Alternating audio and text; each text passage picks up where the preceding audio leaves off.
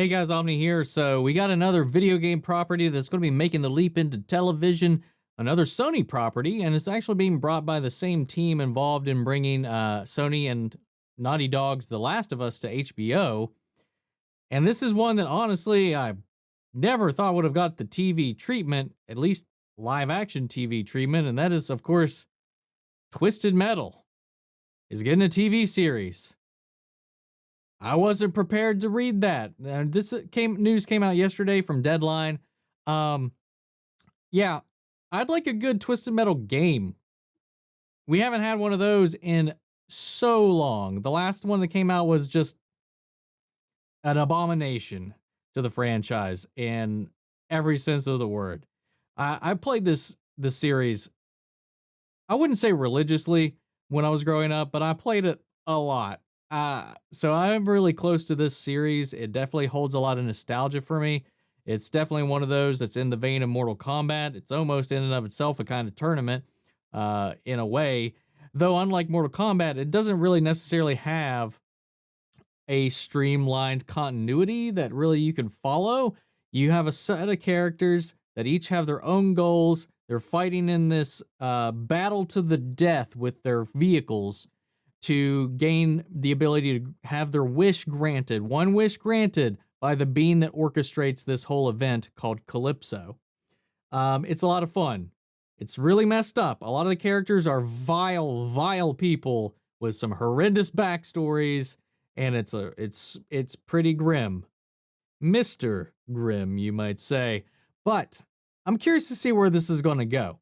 I think this is one of the only times where this trope, because we'll get into it here in a second, that I've kind of complained about for a long time with Hollywood, might actually kind of work. So this is being presented as kind of like a horror thriller comedy, action comedy kind of thing that they're kind of diving into.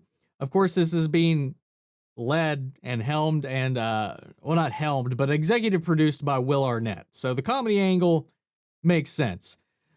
We also have Mark Foreman, Peter Principato, who are also executive producing. Assad Quizelbash, I probably butchered that name, Carter Swan, and a couple of the people we might actually be familiar with, Deadpool writers Rhett Reese and Paul Winnick, as well as Cobra Kai's Michael Jonathan Smith, who, along with executive producing, there's a lot of executive producers on this project, so hopefully this doesn't have a too many cooks in the kitchen kind of vibe to it, but Cobra Kai's Michael Jonathan Smith will also be penning the script.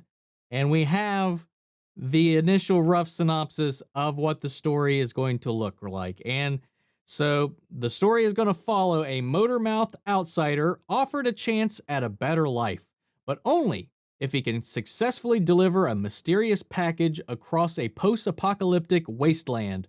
With the help of a trigger-happy car thief, he'll face savage marauders driving vehicles of destruction and other dangers of the open road, including a deranged clown who drives an all too familiar ice cream truck.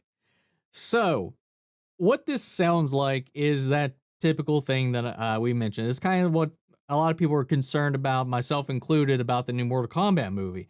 Rather than following a pre-established character that has been a main character and had been a pillar of the storyline, Hollywood likes to create these proxy characters for the audience.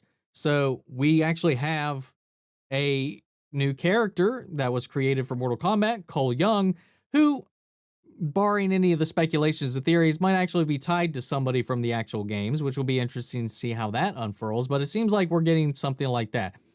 The description of this character, as well as this kind of pseudo partner they're going to be having, doesn't fit any of the known descriptions that I can think of any of the existing participants in the Twisted Metal world. So I think we're going to be getting a window character. I think we're going to be getting a proxy character. And if this is in the setting of a comedy, it makes me interested how that's going to go, because I don't know how you would do this story otherwise. You would have to pick a central character to have them focus, and then of course, if you're trying to relate to them, none of these people that participate in this event are somebody you really want to root for. If you want to get down to it, not really at all. So having someone new come in and just kind of like do this mundane, seemingly mundane task. And I feel like Calypso is probably the one that's probably like, here, deliver this package through this wing. And if you succeed, I'll, make your life better or something like that. Somebody's like making this bet, and it usually doesn't always go out in their favor. And it's kind of like a bargain with the devil or a monkey's paw kind of deal that you get with your wishes.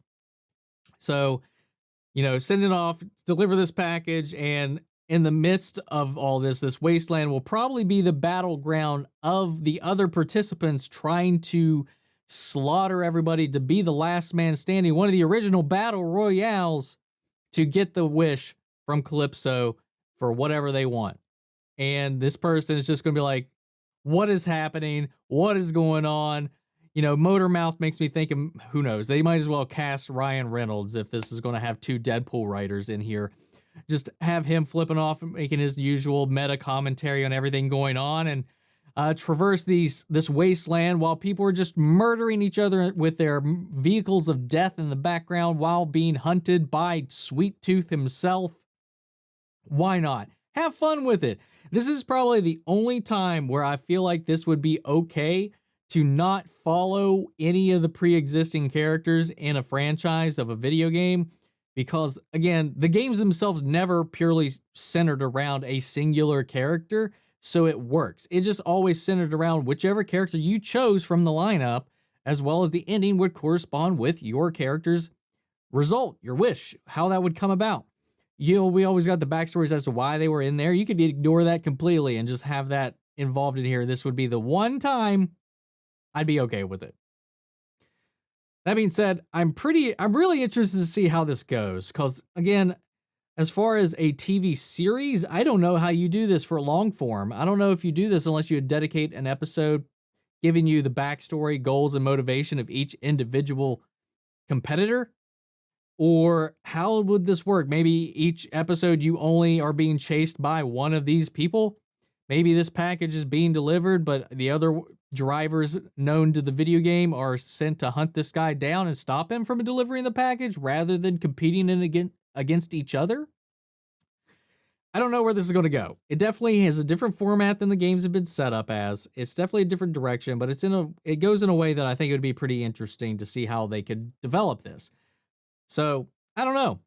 So at this point, I don't really have anything else to comment on for it. So I'm going to pass it off to you guys. Have you played the Twisted Metal games? Are you familiar with the series whatsoever?